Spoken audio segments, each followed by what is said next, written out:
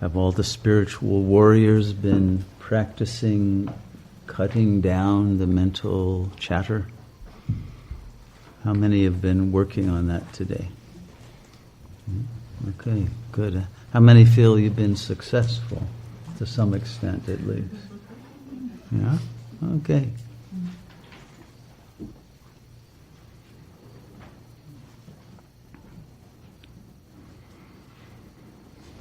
So tonight we'll go further with our process of deepening our understanding of the self and of the transcendence and elimination of the source of the chatter, the false self, the ego, that is a computer program that has no true being.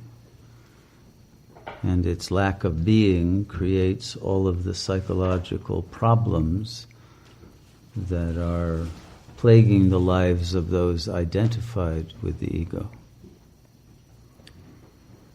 And so all of the unhappiness that one might feel in one's life can be eliminated at a single stroke through eliminating the ego identity, rather than working through each neurosis one at a time, or each symptom in the body, or each karmic glitch, or whatever is the form that the suffering takes. But one can be done with all of it at once. And that approach is the most useful at this time.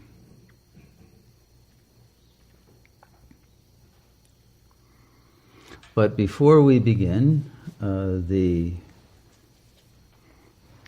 continuation of this talk on the sadhana, I want to ask Don Rolando to come up to read a poem that he sent me that I think is extremely relevant to the journey that we are all on together. And I appreciate his sending it and his awareness of it. He's very well read and very attuned to beautiful poetry that expresses deep feelings. And I would like you to, I don't know, wherever, can we have a chair for Don Rolando to come up and... Don't say Don, please. Well... That's my dad. It used to be. Now the torch is being passed. Okay. So, thank you. Why did I ask?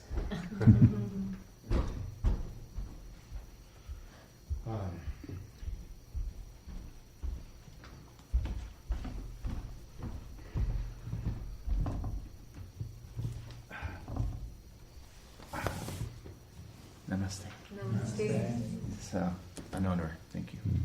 And before I read it, I have to make a brief explanation on how it came to me. With all this coronavirus thing, and I don't know. I'm still very confused. And when we were up here in the meeting where we were showing what to do, what not to do, and then they played your teaching, the first teaching you gave in regards of the annihilation and the end of the world. And I got very angry. I was angry at you. I was angry at Mahalashmi. I think Kubert said something. I was angry at you too. And somebody else said I was angry, and then I was angry at myself. So I rushed down, ate, and went back to my cabin. Angry. Didn't know why. Very angry. In my anger, I did call for clearness, because there was definitely something else behind that anger, right? But I was still angry there. I called and then I went to sleep, and I said, you know what? I'm not going to the meditation tomorrow morning. As a rebel, because I'm angry. and I didn't. So I woke up. I don't want to make this too long. And we had art class, first one. And I was thinking all the way, I'm going to get a red piece of chalk and take, put a paper there and just red. Because I was angry. I was angry. I'm serious.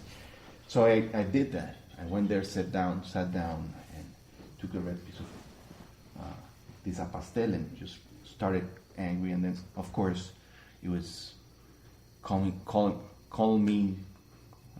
down. I was calming down, and so I did a picture there.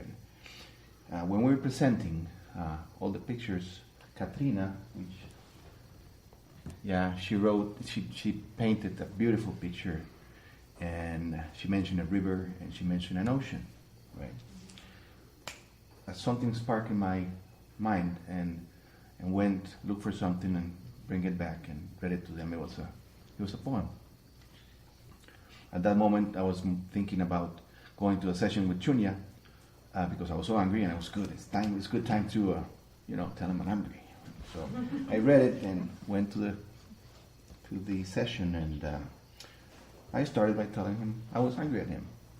Of course, 45 minutes later, heading with my eyes full of tears and heading out of the session, I had realized that I wasn't angry at any of you, right?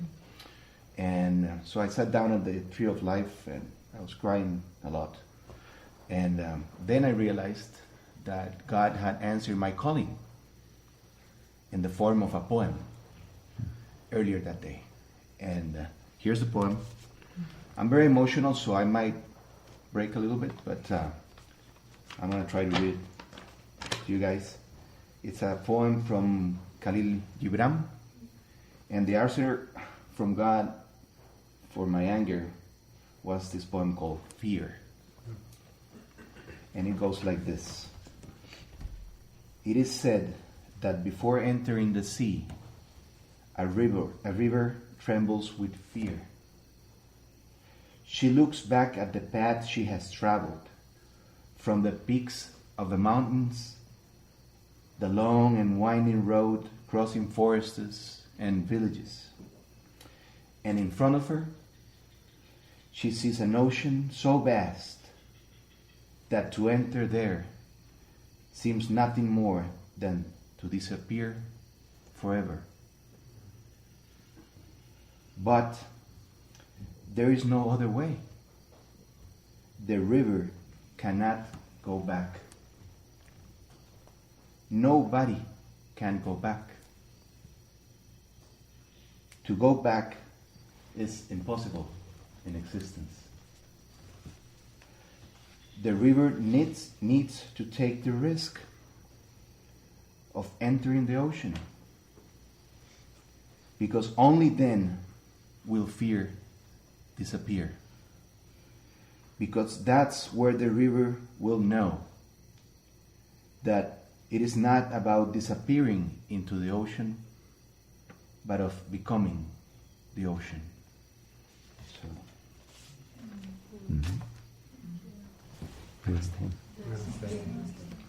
May you realize your oceanic being. Yes, I think it was very clear. Mm-hmm.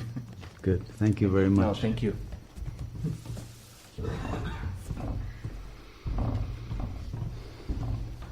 I think that poem does beautifully express the terror that the ego feels as it recognizes it is about to dissolve into the ocean of consciousness and will lose its identity forever, but that it's a gain without a loss, because what it's losing is simply fear and suffering and mortality and desires that are a dead end that simply create more suffering.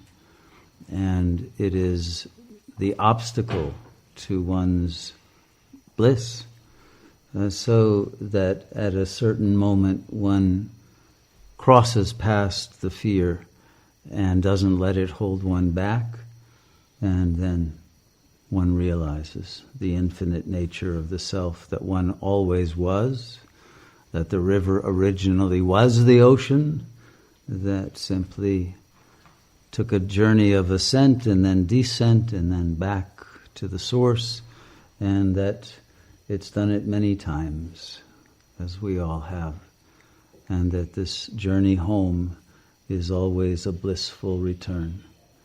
that gives us back everything we had thought we had lost. And it brings us infinite treasures. And it compensates for all the karmic suffering that we had to go through in order to regain our bliss. And then all that had been conceived as suffering is realized as wisdom, as perfection, as beauty. And we inculcate, we integrate all of that power that is gained through the total acceptance of the whole cosmic process and all of the lifetimes and all of the cosmic nuances of our projection into this holographic matrix, and all of it is recognized as never having been anything other than the mind of God, expressing itself in a dream in which all of its infinite permutations of potentiality could be totally expressed, and then all could return fulfilled into the glory of the Absolute. And we are now at the moment of that return to the glory of our being and the end of the suffering of the illusion. And in that oceanic consciousness comes again the power to create new rivers, new worlds, new mountains that the rivers can journey through, and new experiences, new adventures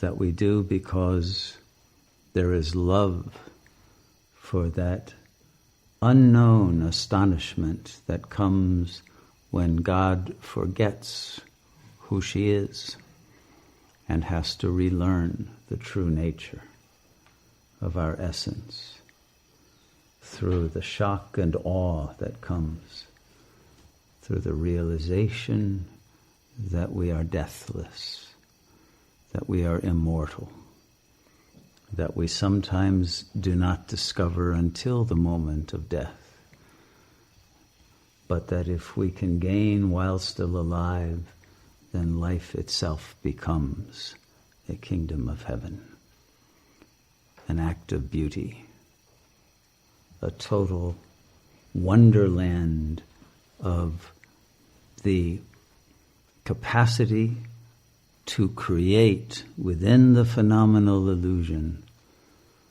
the full embodiment of the supreme ecstasy and the supreme power of creative imagination manifesting all possibility in space and time, and not simply in the ocean, but that even in that meandering of the river itself, it is divinized and it becomes a holy river, a holy Ganges, in which whoever dips into it is saved. And that is our role now, to become such sacred rivers of truth, of love, of divine power, that whoever even encounters us and sees the beauty of the flow of our divine energy will be liberated from their illusions and their pain. And that is why all the rivers have gathered here in a confluence that is the true Kumbh Mela, that no longer happens in India, but has transferred its essence to Costa Rica. And it's a great joy to share the ocean with all of the sacred riverine gods and goddesses who are willing and able to swaha the ego into the ocean and create a communion of all of us as a single consciousness that can transform the world.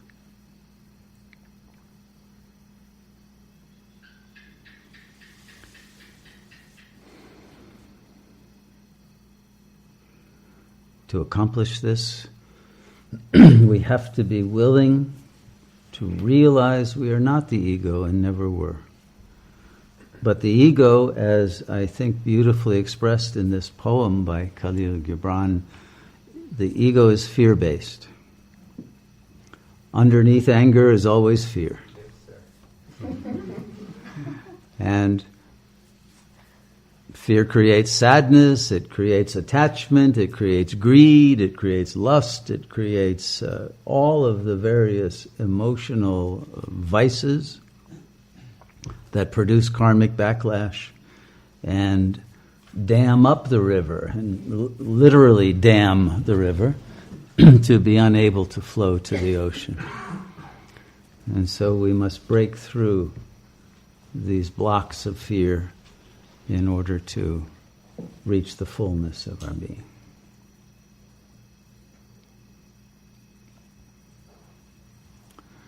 So that's really it in a nutshell. There's not much else that we need to talk about theoretically. It's a matter now of doing it. And the way to do it is to not entertain these river-like narratives of the ego, the mental chatter that produces the fear.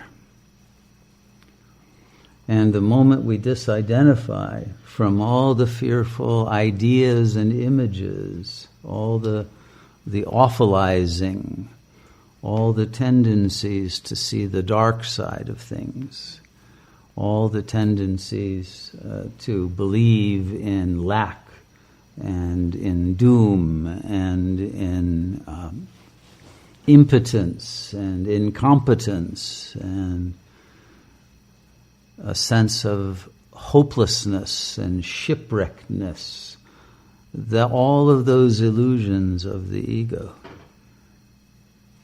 can be stopped simply through the refusal to entertain those thought patterns. And if we refuse for a significant amount of time, we extinguish the patterns of thought and emotion and impulse that produce acting out of the ego and continuation of suffering.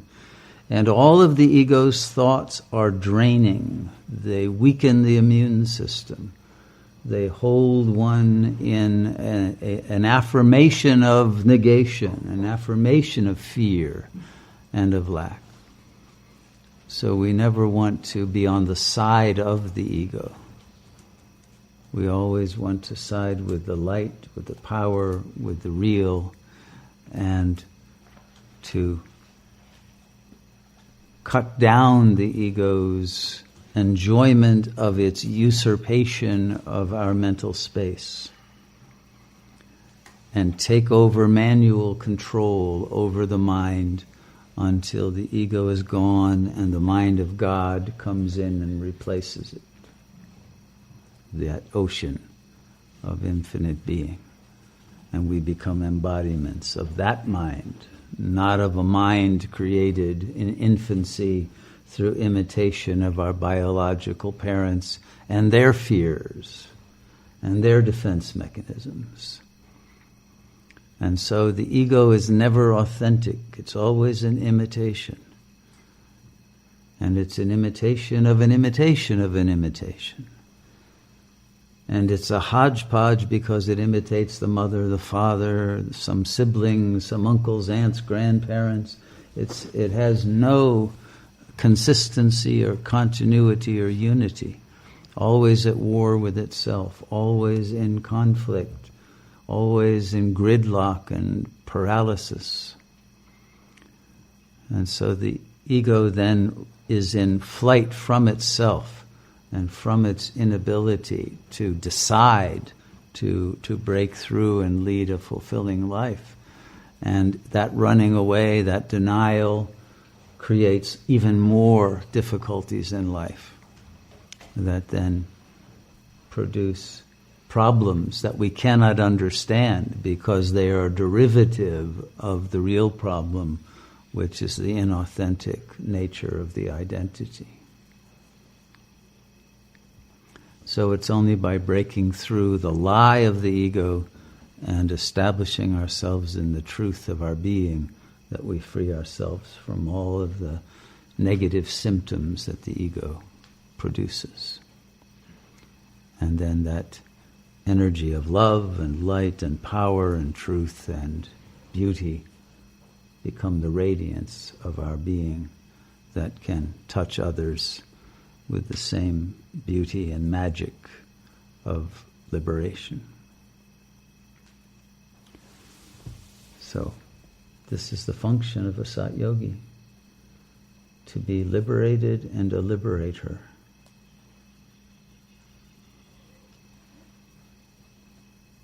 But the step of being liberated from the ego requires a ruthless refusal of the sentimentality of the ego that wants to hold on to the old comfort zones, the old relationships of meaningless collusions with other people, and identifications with family systems that are dysfunctional. And it pays a huge price to pretend that it knows who it is. But all of those bases of the security of the ego lead only to massive insecurity. Because all of the people that the ego holds on to keep its identity secure, they are insecure. They are shaking in anxiety. And so no one has a ground in real being so long as they're in ego consciousness. And you become drawn down to the lowest common denominator of all of those beings to whom you're attached emotionally, and all fall into the quicksand of lostness and inauthentic being. So we have to have the courage of getting out of that swamp, and only then can we help pull out others.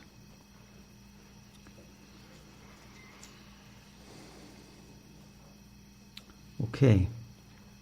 So as I said last night, we are beginning a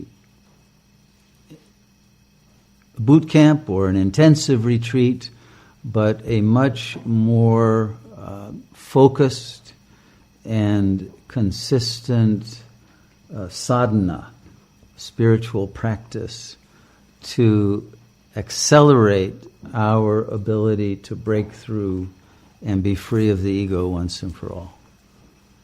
So I want to create conditions here for everyone who will be here through this coronavirus blessing that allows us to have this retreat, to really make use of it, to make this Noah's Ark seaworthy, and so that all crew members are in top condition to be able to row or put up the sails when necessary, or to deal with reefs or whatever we have to encounter, and to be fearless and in attunement with that supreme intelligence, so that we all work together as a whole and without any conflicts, and in a state of fearless love for the mission that we are on. And along the way we may pick up stragglers who are in the flood, begging to be saved from their denial that the flood was coming.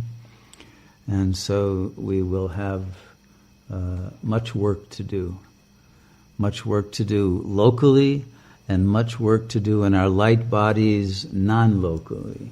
As we transcend the physical vehicle, we will come more and more to function through the subtle vehicle.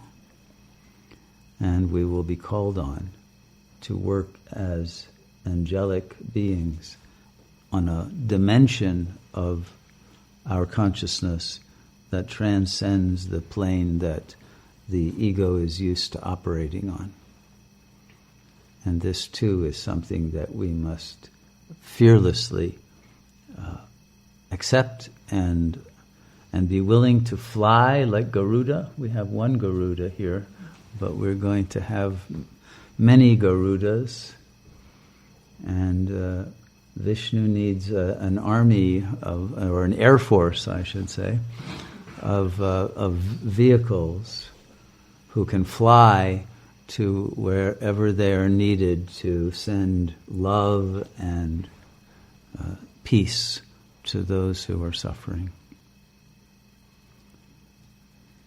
And we must be egoless enough to be willing to serve at any time of day, in whatever body we are called to do it in, or bodiless in the infinite consciousness of the ultimate light field of Brahman, but we will be called to serve, and in some very astonishing ways and situations that we will soon encounter in the near future that will bring great joy to many if we have conquered all the traces of paranoia of the ego. So I was thinking today of what should be the reading material for this retreat. And if we were in a Jewish spiritual school, which they call a yeshiva, by the way, we would be studying the Torah and the Talmud. Those are the two major books that one studies in most yeshivas, unless it's a Hasidic yeshiva, and then you'll study the Baal Shem Tov's writings and the lineage of Hasidic masters as well. But still, the Torah and the Talmud are the basic sources of wisdom. Well, I don't actually think they are the best sources of wisdom right now that is relevant to us. And so I asked myself, what are the two books? What would really function as equivalents that will give us the information we need in as powerful and potent form that we need in order to unlock the subtle levels of our intelligence? And Shiva quickly conferred the answers. And so the reason I'm going to be sharing these two books with you tonight is I want us to be able to make copies quickly in town for whoever wants them, so we don't have to go to town later while it's still safe to do this kind of thing, and to have the books available to begin doing a double book group here that I will lead in the coming weeks. Okay? So our Torah is the Shiva Sutras, and this is an incredible book. I think that there are many translations, but I think this one by Jai Deva Singh is the most accurate. I'm not sure if this is online. I will hope you find out if it is. It wasn't in the live gen, but I think it might be somewhere. And some people here have copies of. Who has a copy of this version of the Shiva Sutras? Durga has it, no? Okay. Okay. Is it like translation though? You have it? I think it's a different. We used a different cover because it was the hardback that you probably copied back then. I have that also. So I'll give you my copy if we don't have another one to send down there. So that one I want to have everyone read, and we will analyze it together. But to me, even more important in some ways is the book that was written even earlier, much earlier, probably around 300 BC in China, by a great sage, and who I would consider the grandfather of the crazy wisdom tradition. His name is Zhuangzi. It used to be spelled pretty much with a Chuang, Tzu, but now it's mostly Zhuangzi. But Zhuangzi, who is often considered the second Taoist, I consider to be the first Taoist. And even though the Tao Te Ching is what most people relate to Taoism, but the Tao of Zhuangzi and his way of expressing it has more practical wisdom, I think, for us than any other writing I've encountered. And so I think it'll be very useful for us to read it together and to go into its depths. So those will be the two books that I hope everyone will get. You can, as I say, I think you can read it online, but you can also, we'll have copies printed for those who want them. How many people have read Zhuangzi already? Anyone here? No? Okay, good.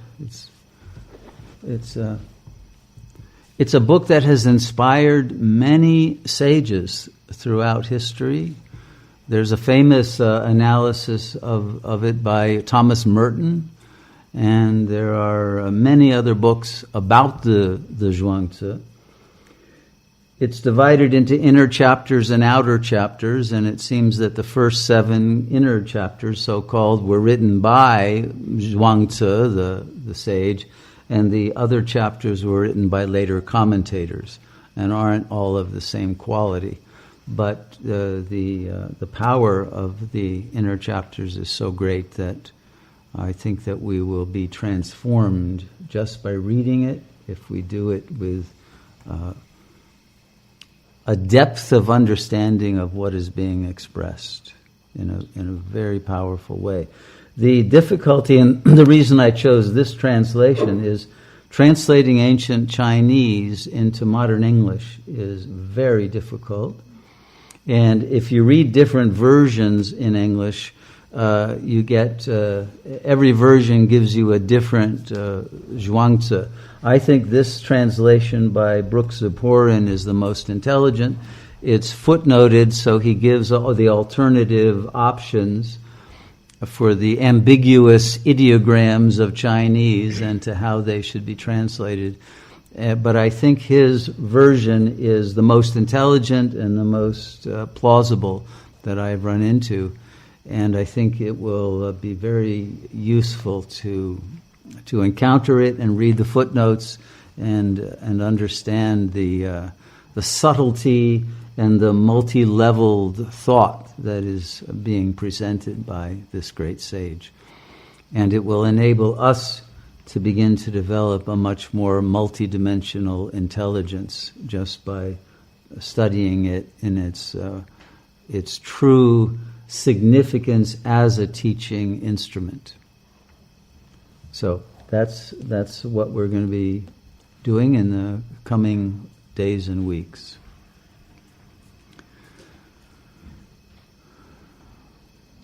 So I think that right now I would like to open the floor and see how people feel about this work that we're doing in this extraordinary situation in world history, in which the world is going into lockdown. Pretty much every day another country locks down, which is why I want to make sure that the people who are leaving here now leave in time so that they can get home, and that we are able to have every preparation complete before we start having real shortages of supplies that will be inevitable very soon, or already happening, but in a much more major way. And none of us should be in denial as to how extensive the shock effects on our lives are going to be by this, and that it may extend for a very long time. So and when it finally peters out as a disease, the economic collapse effects of it will last. That won't be repairable. And so that will bring about other effects of social dissolution and increase of crime and chaos and anxiety and every other possible chaotic, incoherent death of civilization and culture. So we want to keep the torch of that alive, but to do that we have to be in a very powerful state of consciousness in which there is no fear of anything that occurs within this appearance, this illusory world. So we must be disinvested from worldly attachments and invested in the transcendental consciousness that is not affected by anything that occurs within space-time. Okay, so the floor is open.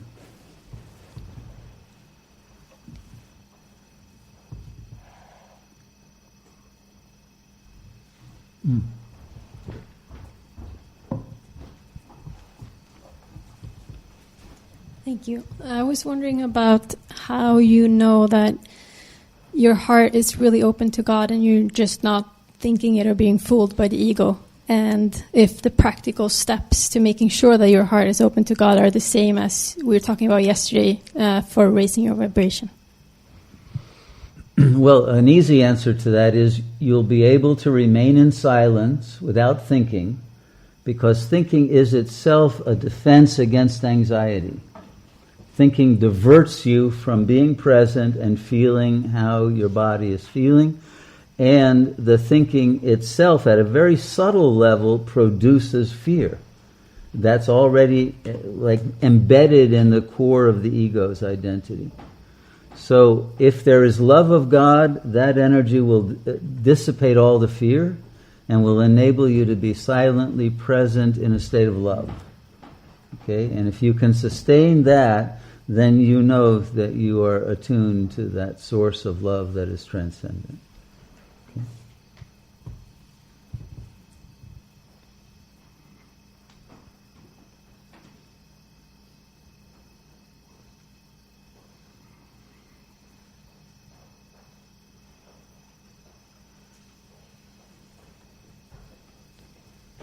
Kubera. Namaste. I wanted to share a thought that came into my mind. In Indian astrology, the 12th house, or one of the 12 segments of the sky that is used to analyze a horoscope, signifies incarceration. But it also signifies the seclusion of the monk. And depending on the condition of the planets, whether they're afflicted or unafflicted, what is the greatest fear for one is the greatest blessing for the other, because one deprives you of freedom and the other grants you real freedom. And it's interesting that it's in the same segment of life. It's just how one takes it. And so, as you were saying, you know, this opportunity or this blessing in disguise, hopefully will be a reason for not only us here, but more and more people everywhere to come back to themselves and find that the total distraction that life has become is unnecessary and is a loss, not a gain. Yes, I think that's very true, Kubera.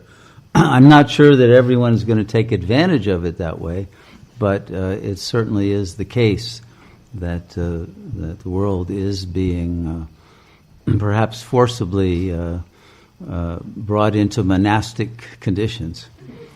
And you know, the work that you do in an ashram is called tapas, and tapas is often translated as penance. And the original prisons were penitentiaries, because that's where people were put to have penance for the crimes they committed.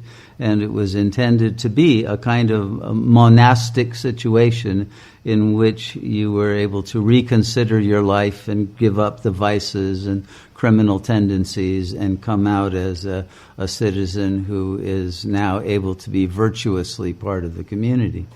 I think it has lost that ability to help people grow, and instead has a very degrading effect on the consciousness of prisoners.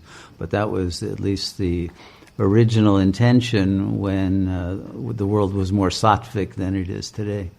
So I appreciate that insight. Thank you. Anyone else?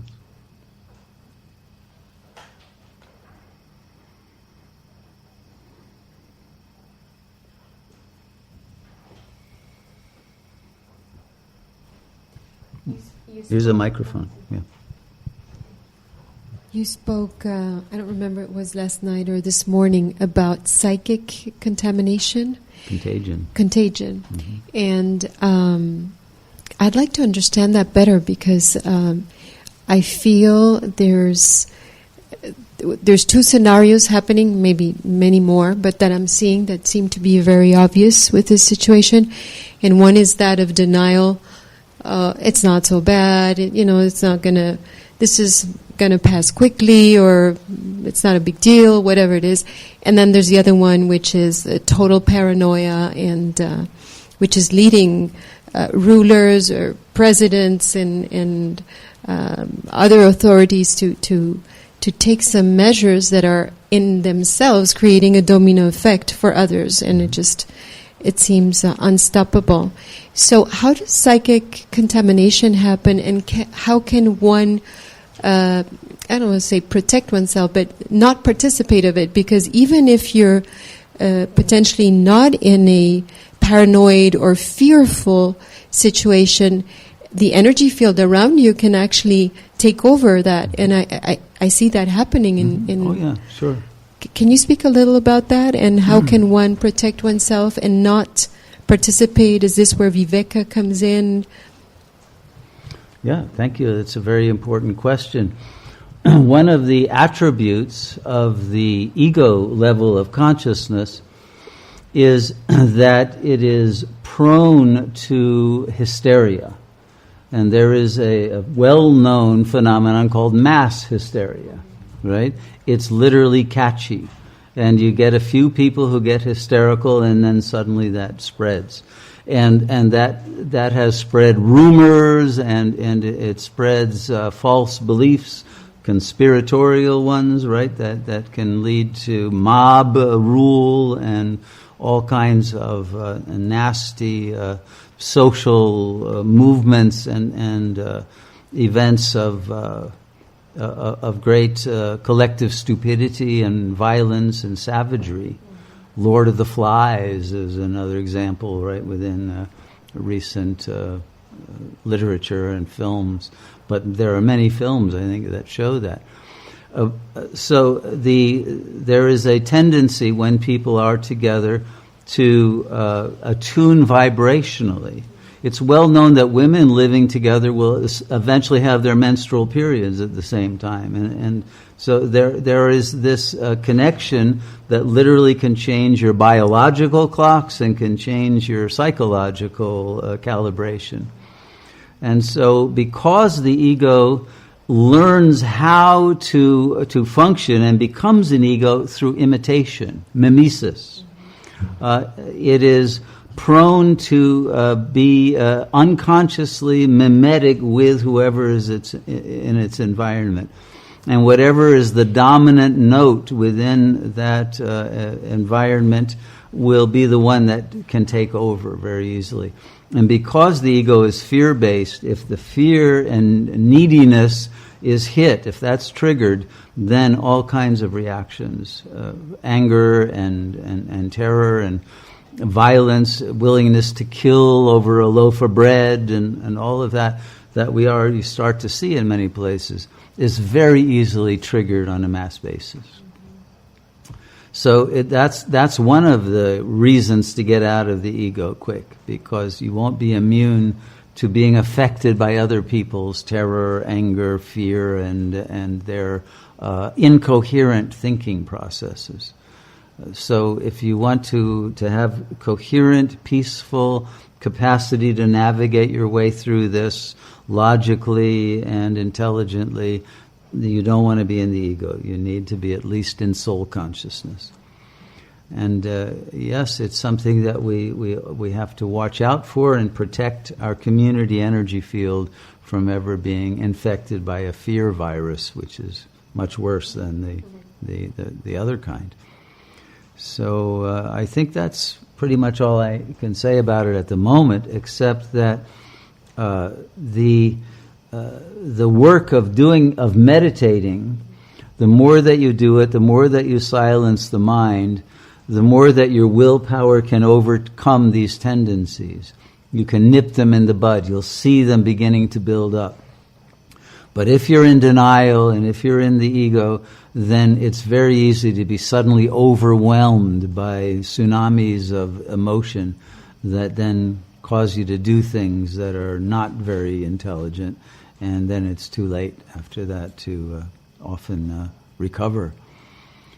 So it is the first level of defense is to not have any vulnerability to that contagion, to become psychically immune. Okay? So thank you.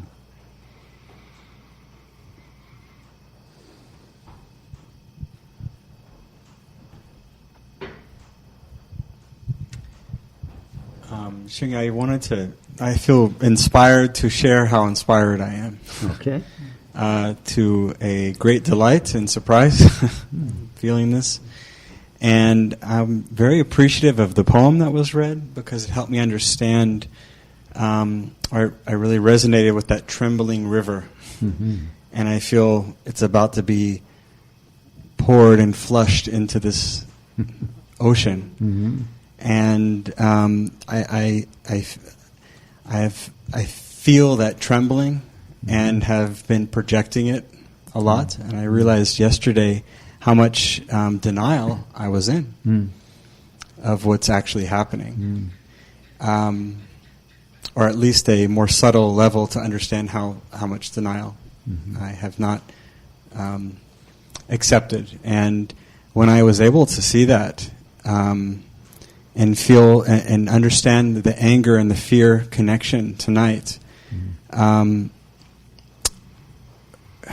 Just realizing that yesterday, and also really practicing what you said of not entertaining the chatter.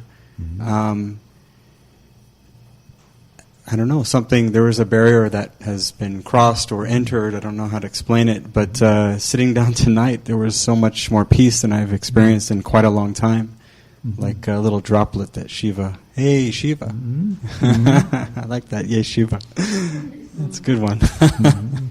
So, just to share that inspiration and as if hearing for the first time. And so, thank you. All right. That's beautiful. Thank you. And yes, we're all in the unknown now, right? The normal world is collapsed. We are in a world that is unprecedented, and things can happen that no one would have predicted. It's out of control of any human beings, even the deep states of various kinds. There is no power now that can keep this process that is decomposing society before our eyes from running its course. And so we have to hold on to that one source of security and power that we have, because all the others are about to fall away. So thank you for that.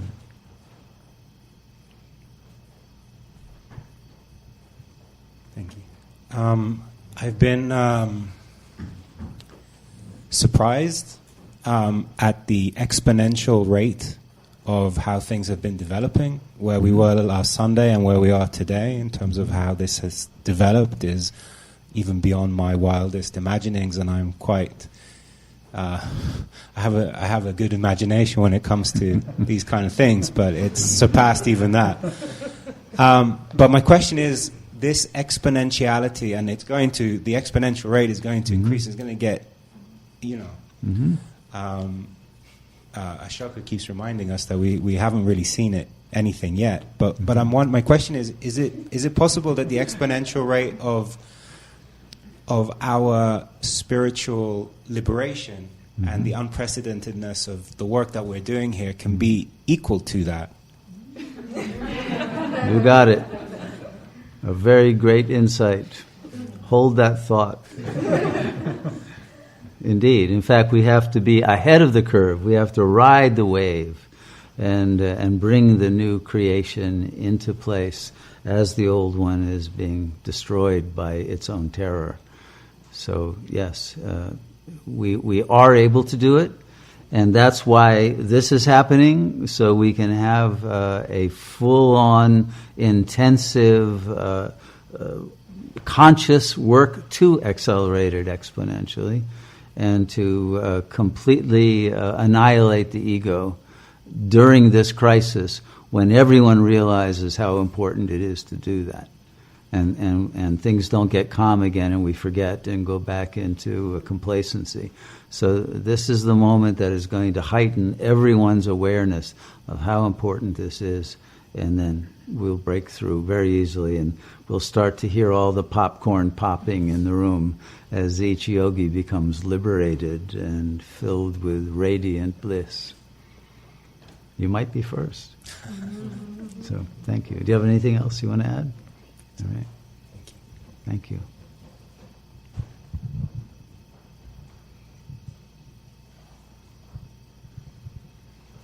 There's a taker. Oh, you did it.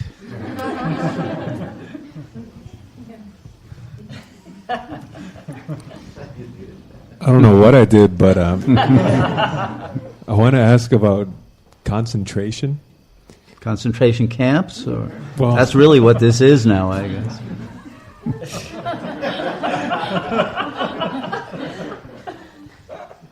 Okay. So how do we turn that negative image of what a concentration camp is into a camp of focus and really finding that clarity? I feel like there's a yearning for clarity that we all have, that we want to be able to feel certainty and no doubt about what it is that we're making a choice to do, and where does that really come from, and how do we find that? Because it seems whenever I try to concentrate and to focus the mind, there's so much distraction, there's so many streams away from the river that disperse the energy. Very good question. It's the very desire for certainty that is the problem. And that desire creates a chaos because we are not living in a world in which certainty is possible. All right? Quantum physics figured that out. Heisenberg's principle of indeterminacy made that clear at the most fundamental level of the phenomenal plane. The logic is one of uncertainty, and it's built into it. It's not simply a matter of lack of information. So the reason you can't have certainty and that you don't want certainty is that if there were certainty, there wouldn't be freedom. So God represents the freedom of consciousness that is not subject to laws of nature or to any particular logical unfoldment. Miracles can happen. And what could be more uncertain than a miracle, right? But would you want to rule out miracles in order to have certainty that we're doomed? I don't think so. Okay, so we want the uncertainty, but what we want to do is to magnify the probability that what will unfold is not a negative, indeterminable event, but the most positive uncertainty becomes the reality, right? And the way we do that is we vibrate at the highest level of coherence and of unified consciousness so that what will happen will be win-win for everyone. and not a situation of loss and defeat and chaos. So the certainty that we have is the certainty of our own freedom that is beyond the ability to know or to determine in advance or to feel secure about on any physical egoic level. It's a freedom that transcends all limits. And that freedom is what makes it possible to bring the miraculous into play. Okay? And once we are in that level of consciousness, we are also able to see the future and the past, all as happening at now, all as present. We are in another dimension where all of time is laid out for us. And although it's uncertain at ground level of flatland, it's not at all uncertain from that high level at which the optimum result, because God is benign and benevolent, the ultimate outcome is going to be positive. But the ego might not feel it as positive if the ego is out of sync with that high level of consciousness. That's why some people will think this is a catastrophe that's happening in the world, and others realize it's a blessing. Okay? That's part of the uncertainty, is the perspective that different egos take upon reality. If you get to the level of God consciousness, nothing is uncertain. It's all written. It's all absolutely clear. But at that level, then, there is perfection already here, and therefore no worries about what's going to happen. So the more that you surrender to that highest consciousness, the more that the perfection of God's will be able to be seen in every moment. And there'll be no need to try to hold on to some security of a thought form in the mind, all right? Because thought can never bring truth.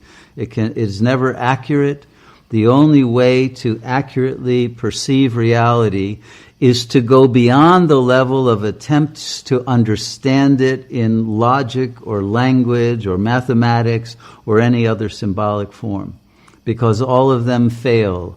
As Kurt Gödel showed, every logical system has a point of failure in which there will be an inconsistent or incomplete ability to find an answer within that system. And right now, all systems are collapsing, and we have to go beyond understanding, which is derivative of the one who is giving us the understanding at whatever level we get it at, and to that source of understanding, then it is already known but not thought. And that's why we have to get to silence, the silence of God, not the silence of being, blanked out and drunk into oblivion or something, but the silence of God consciousness will bring us the understanding that passeth understanding, that is able to give us total security and peace and joy and astonishment at the perfection of this intricate puzzle and journey and video game that we're all involved in, that is bringing us to the highest outcome beyond anything anyone could imagine.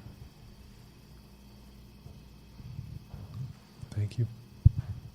Thank you.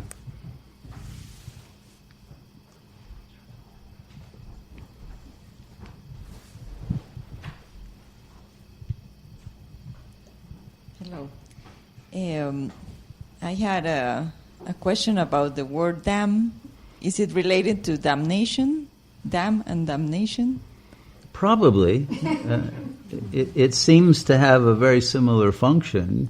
I think when one is damned, then with the N added onto it, it means that one doesn't flow toward God anymore. One is stuck in a hell realm of a desert, of a burning fire, or of a frozen stagnation, so that when you flow, then you reach the ocean of consciousness.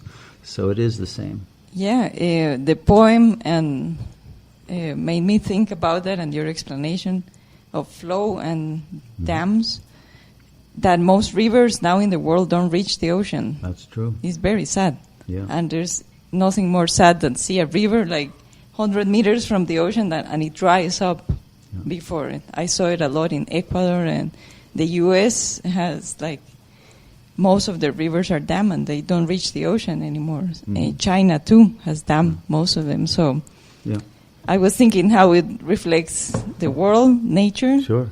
Is reflecting the state of our egos, I guess. And Oh, yes. I think it's a perfect metaphor for the ego that cannot reach the ocean of consciousness. And it's so sad. Like, it's really horrible to see that. Like, it's depressing as a landscape. So I hope. It's like that Goethe quote I gave the other night. Everything in the world is a reference to the supreme level of understanding and a metaphor for what's happening within us at an ego level. Yeah. So I'm understanding more these, let's say, ecological catastrophes that I used to see. Now I see them as human, like our ego catastrophes. Same with garbage. Like, if this thing continues, garbage is going to disappear, or at least stop being produced. And it's a miracle. Like, it's the best thing that could happen, at least to waste management. But it's a really so many ramifications in the nature world that are being shown. Or I'm starting to connect dots that are pretty obvious, and so I'm very grateful. I was going to ask about the books you suggest. The Cultivating Empty Field, is that along the same lines? That's a midrash, to use the Jewish term. I think it's a derivative commentary on the ultimate principles that expresses it very poetically.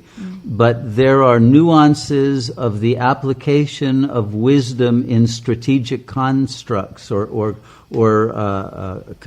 situations that one needs to understand to be able to respond accurately to difficult conflicts. And I think Zhuangzi gives a beautiful understanding of how one arrives at true leadership in the world from a spiritual perspective. Thank you. Okay, thank you, Durga. Hello. I feel like there's so much I want to say. There's been an interesting kind of calm this week. And I've been reflecting a lot on what's going on, and I feel like perhaps my ego feels it has permission now to really focus on this new level of raising consciousness to, really following a spiritual life and not just kind of some version of spirituality that I can still put in a box that my family can accept. You know what I mean? And I think it's silly that it would have to come to this, that I would need to feel permission. But I'm reflecting on that and I see it also. I see how that happens in the world as well. That in my lifetime, I was in London at the London bombings, and there's been different disasters that have happened ever more. And you see that society actually.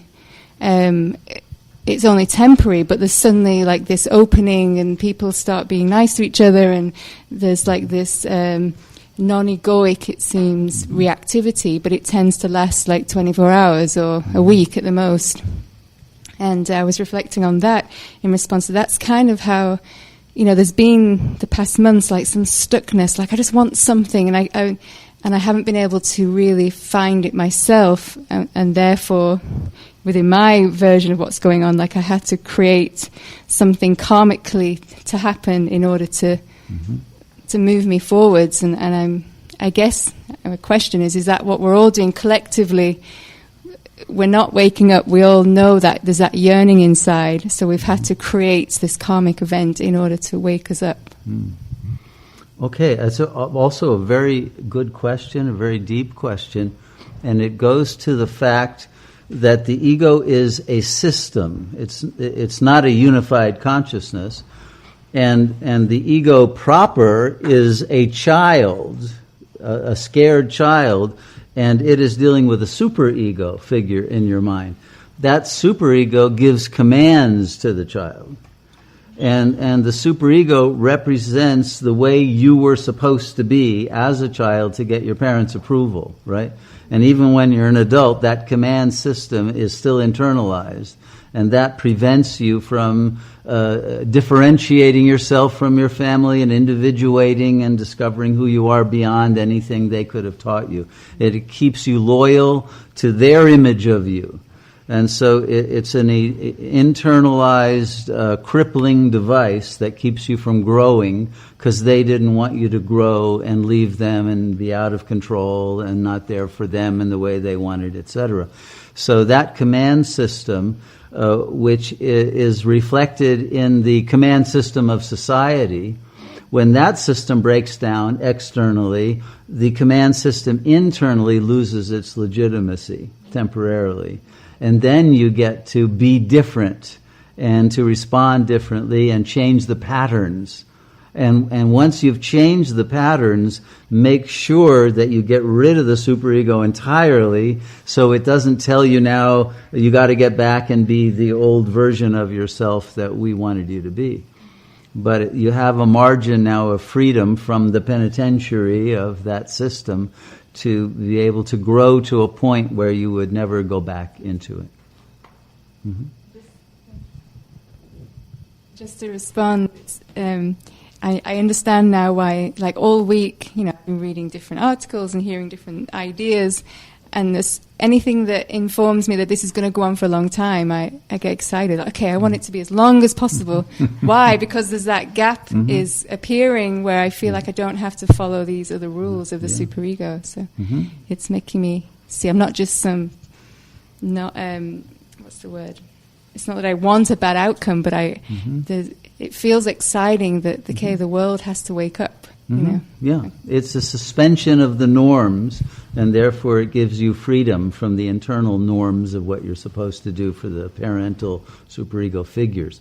But don't depend on that, right? You want to free yourself from the inner system and not just because temporarily the world is externally in a chaos that you're free to escape, but will have to go back. You want to burn down the prison and not have any ego to go back to, right?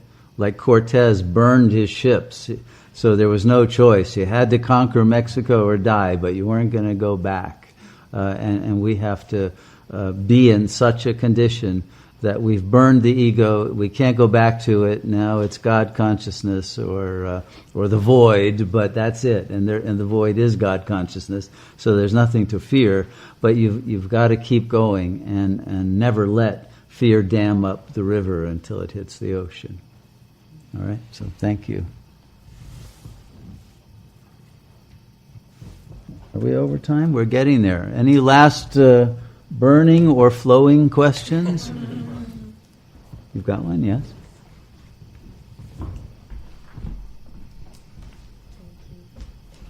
You were talking last night about time, and it seems to me in this exponential, I don't even know if to call it behavior, but this situation in which we are, and as we approach what has been called the end of time, or times, and the beginning of a new, let's say, cycle of time, literally.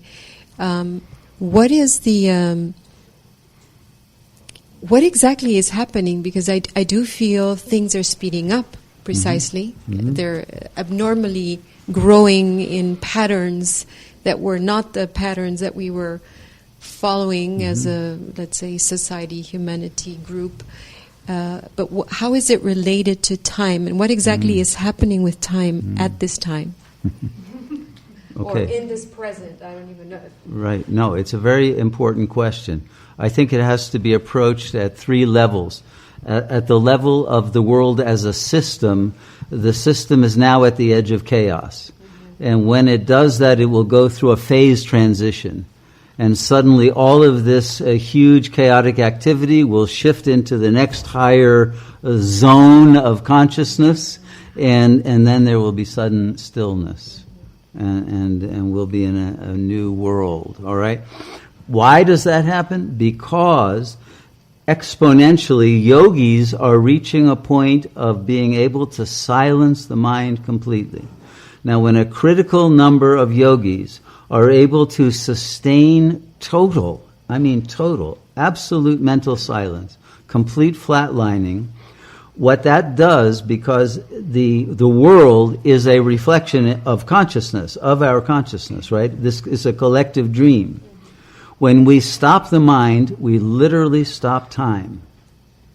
Time will come to an end, and we will be in the timeless. And when time stops, then what that means is that the power that has created time, that eternal presence, will be fully here. That's the revelation. And that fullness of magical power will turn all of the apparent world back into the divine light that it really is, into Brahman. And then the new dream will appear from what had been a space that what you thought was a world turns out to be a holodeck, and then a new world appears in the space of what had been there, but without any memory of what was there when you're in the new. There will be literally a new world with a whole different set of understandings and even memories. In the same way that the movie Blade Runner, the replicants are created with memories implanted, right? They didn't actually happen, okay? We have that situation. Many of our memories as egos actually didn't really happen. They're either whitewashed versions of what you wanted to happen or what you were told to believe happened, etc. But we will also have a new world in which there'll be no memory of all the suffering that led up to that stoppage of time, and then it's re-beginning at a higher level of consciousness. So we're going into that situation where we're going to reach a new phase of consciousness, and it will bring about a reflection as a new world. Okay. So that's why it's called the omega point. It's literally the end, and then the alpha begins again. But the omega and the alpha are not separated in time, because it's timeless, literally, in that gap. And we are now approaching, at the same time as everything is speeding up exponentially, because yogis are rising in consciousness, slowing down their minds, we will feel like time is actually slowing down and seeing everything in slow motion. And that's another reason we won't be afraid of what's happening, because we'll be able to understand it enough ahead of the curve to be able to respond before things get out of control, because everything will be seen as that, let's say, unfoldment of the video game that can be regulated into how fast it moves. And one can slow it down to the point that one can insert miraculous events between one moment and the next. Okay, so much for the secrets of yoga, but we will have to develop those for real and not just theorize about them. And when the mind is able to be completely mastered and silenced, you will understand from within how these powers can be developed. This is the basis of siddhis, and it is something that we will naturally discover once we have reached egoless consciousness, and they will be then used in the service of God. Okay, was there any other question before we adjourn? Going once, twice? All right. Has this been a useful gathering? Would you like to have updates regularly and meetings like this to answer questions? Because it will be exponentially shifting every day, and it probably will be good to be able to connect with each other and share thoughts and whatever, brainstorming and dealing with potential dangers and understanding how to flow with all of the unfoldments that we are encountering. Okay.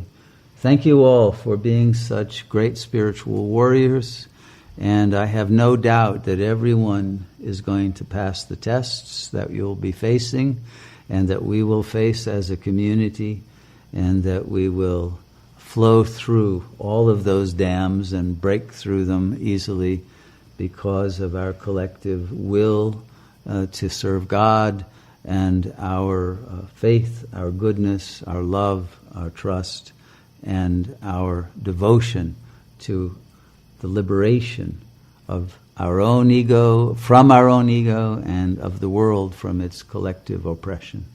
So thank you all for devoting yourselves to this highest of all possible tasks.